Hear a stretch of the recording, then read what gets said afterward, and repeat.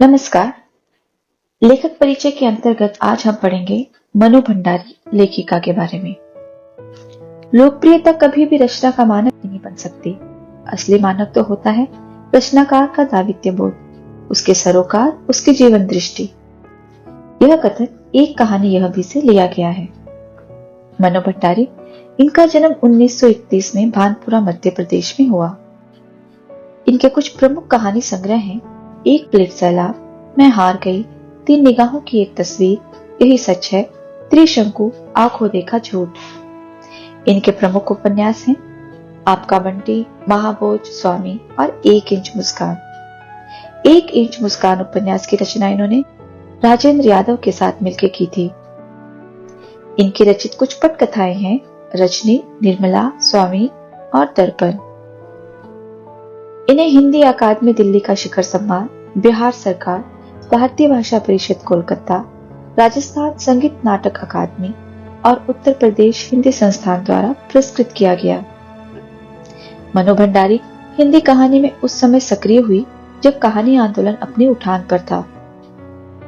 छठा दशक नई कहानी आंदोलन में जो नया मोड़ आया, उसमें मनु जी का विशेष योगदान रहा।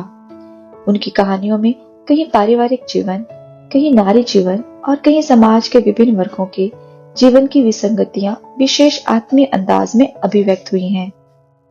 उन्होंने आक्रोश, व्यंग और संवेदना को मनोवैज्ञानिक रचनात्मक आधार दिया है, वह चाहे कहानी हो, उपन्यास हो या फिर पटकथा ही क्यों ना हो। यहाँ आप मनु जी द्वारा लिखित एक पटकथा पढ़ने जा रहे हैं। पटकथा यानी पट या स्क्रीन के लिए लिखी गई वह कथा जो रजत पट के लिए भी हो सकती है और टेलीविजन के लिए भी। मूल बात यह है कि जिस तरह मंच पर खेलने के लिए नाटक लिखे जाते हैं, उसी तरह कैमरे से फिल्माए जाने के लिए पटकथा लिखी जाती है। कोई लेखक किसी भी दूसरी विधा में लेखन करके उतने लोगों तक अपनी बात नहीं पहुंचा सकता जितना कि पटकथा लेखन द्वारा, क्योंकि पटकथा शूट होने के बाद धारावाहिक या फिल्मों के रूप में लाखों करोड़ों दर्शकों तक पहुंच जाती है। इस लोकप्रियता के चलते ही पटकथा लेखन की ओर लेखकों का भी पर्याप्त रुझान हुआ है और पत्र पत्रिकाओं तथा पुस्तकों में भी पटकथाएं छपने लगी हैं। प्रस्तुत पाठ में रजनी धारावाहिक की एक कड़ी दी जा रही है। रजनी पिछली सदी के 90 दशक का एक बहुचर्चित टीवी धारावाहिक रहा है।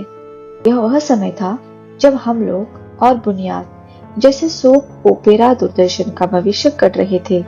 बासु चटर्जी के निर्देशन में बने इस धारावाहिक की ओर हर कड़ी अपने में स्वतंत्र और मुकम्मल होती थी और उन्हें आपस में गूंथने वाली सूत्र रजनी थी। हर कड़ी में यह जुझारू और इंसाफ पसंद स्त्री पात्र किसी न किसी सामाजिक राजनीतिक समस्या से जूझती नजर आती थी। प्रस्तुत अंश भी व्यवसाय बनती शिक्षा की समस्या की ओर हमारा ध्यान खींचता है।